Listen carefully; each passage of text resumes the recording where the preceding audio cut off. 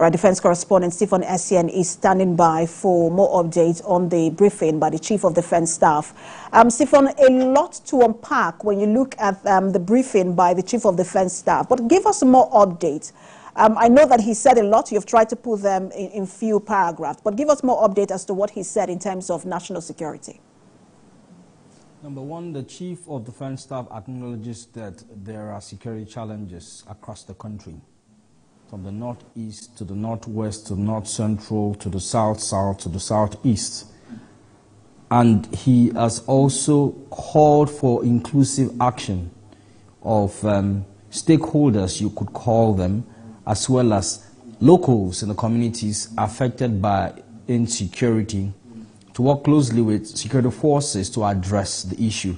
He acknowledges that without the assistance or support of the locals, very little can be achieved by security forces alone.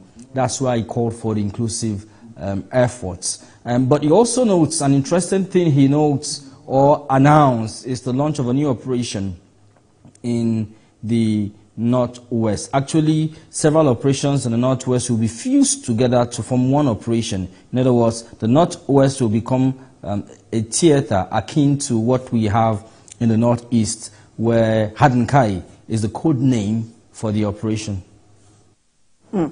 Particularly concerning is the statement coming from the CDS, where he mentioned intelligence as regards movement of terrorists, towards Niger State. That's the Kainji National Park.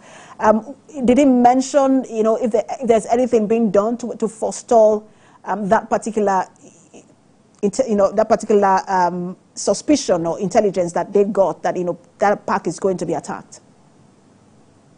Actually, that statement came from the Chief of Defense Training and Operations, and he emphasized that having gotten that intelligence of a possible movement of terrorists to the Kainji Park, that the troops, particularly the Air Force, have intensified reconnaissance flights.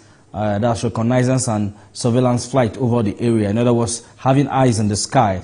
While land forces are also intensifying actions to ensure that that does not happen. In other words, they are prevented from having that freedom of action. I'm sure we'll get more updates in the coming days. Thank you so much for that update. Our defense reporter, Sifon Essien, live for us in the nation's capital.